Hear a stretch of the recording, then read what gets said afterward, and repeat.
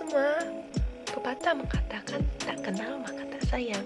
Namun sebelum kita perkenalan, jangan terlebih dahulu sayang-sayangan. Perkenalkan, nama saya Ninya Mantrena Dewi dengan NIM 211-201-1032 dari Prodi Pendidikan Bahasa dan Sastra Indonesia Rombel 43. Teman-teman semua, di sini saya akan menjelaskan mengenai penataan kalimat.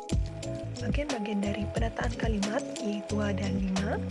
Yang pertama adalah kalimat kontaminasi, yang kedua adalah kalimat pleonatis, yang ketiga adalah kalimat ambigu, yang keempat adalah kalimat paralel, dan yang kelima adalah kalimat tidak logis. Kalimat yang pertama adalah kalimat kontaminasi. Kalimat kontaminasi berasal dari bahasa Inggris yaitu contamination, dan dalam ilmu bahasa diterjemahkan menjadi kata kerancauan dengan kata dasar rancu yang berarti kacau, sehingga kerancauan berarti kekacauan.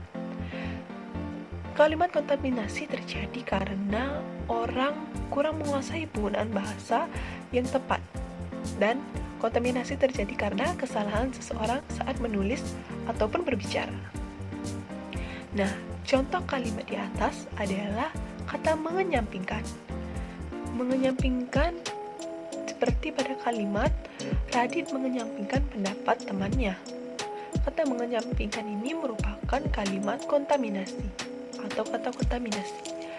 Nah, kata mengenyampingkan ini bisa kita ubah menjadi kata menyampingkan atau mengesampingkan, sehingga menjadi kalimat Radit menyampingkan pendapat temannya atau Radit mengesampingkan pendapat temannya. Kalimat yang kedua adalah kalimat pleonatis. Kalimat pleonatis merupakan kata yang dipakai secara berlebihan dalam membentuk sebuah paragraf atau kalimat. Nah, kalimat pleonatis terjadi karena 6 hal. Yang pertama yaitu pada frase terdapat 2 kata ataupun lebih kata yang bersinonim atau bersamaan, yaitu pada contoh kalimat di atas. Mulai dari kecil ia memang nakal. Nah, kata mulai dari ini memiliki arti yang sama atau bersinonim, sehingga kalimat yang benar adalah dari kecil ia memang nakal. Nah, yang kedua adalah bentuk jamak yang diartikan 2 kali. Seperti contoh di atas, semua buku-buku itu sudah pernah saya baca. Nah, kata semua dan buku-buku merupakan bentuk jamak, sehingga dapat kita pilih salah satunya. Misalnya, semua buku itu sudah pernah saya baca, atau buku-buku itu sudah pernah saya baca. Nah, makna yang ketiga adalah makna suatu kata terdapat dalam 2 frase. Contohnya yaitu seperti contoh di atas, Sherin turun ke bawah. Kata turun dan ke bawah memiliki arti yang sama, sehingga kita harus memilih salah satunya. Misalnya kata Sherin turun atau Sherin ke bawah. Untuk yang selanjutnya yaitu penanda jamak diikuti kata benda bentuk jamak. Seperti contoh di atas, berbagai jenis sayuran ditanam di sawah. Kata berbagai dan jenis ini memiliki arti yang sama, sehingga kita harus memilih salah satunya. Misalnya, kita memilih berbagai sayuran ditanam di sawah, atau kita memilih berjenis-jenis sayuran ditanam di sawah. Untuk yang selanjutnya yaitu salah satu unsur singkatan sudah dinyatakan secara lengkap. Nah, seperti contoh kalimat di atas, Perhimpunan Partai Golkar memenangkan pemilu. Perhimpunan, partai, dan Golkar memiliki arti yang sama-sama sebuah organisasi, sehingga dapat kita pilih juga salah satunya, yaitu misalnya Perhimpunan Golkar memenangkan pemilu, atau Partai Golkar memenangkan pemilu. Untuk yang selanjutnya yaitu hiponim.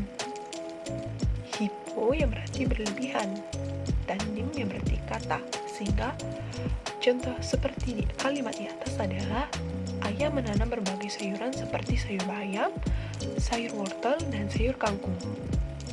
Seperti contoh kalimat di atas itu sangatlah berlebihan, sehingga dapat kita perbaiki dengan ayah menanam berbagai sayur seperti bayam, wortel, dan juga kangkung. Yang ketiga adalah kalimat ambigu. Kalimat ambigu merupakan kata atau kalimat yang bermakna lebih.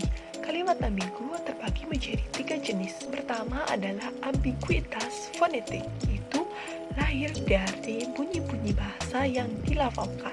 Contohnya itu kata salam. Kata salam bisa berarti sapaan atau bumbu dapur. Jenis yang kedua adalah ambiguitas gramatikal, yaitu terjadi saat proses pembentukan di tingkat kebahasaan. Contohnya seperti kalimat di atas, yaitu kata morfologi yang berarti morfem dan kata.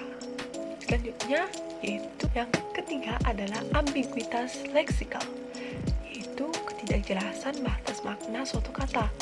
Nah, seperti contoh di atas itu sama sekali tidak dan sungguh-sungguh tidak boleh. Nah, kalimat yang keempat adalah kalimat paralel. Nah, kalimat paralel merupakan kesejajaran satuan dalam kalimat, menempatkan ide atau gagasan yang sama penting dan sama fungsinya ke dalam struktur atau bentuk gramatis. Atau kalimat paralel itu seperti kalimat di atas. Penyakit AIDS adalah salah satu penyakit yang paling mengerikan dan berbahaya, sebab pencegahan dan pengobatannya tidak ada yang tahu.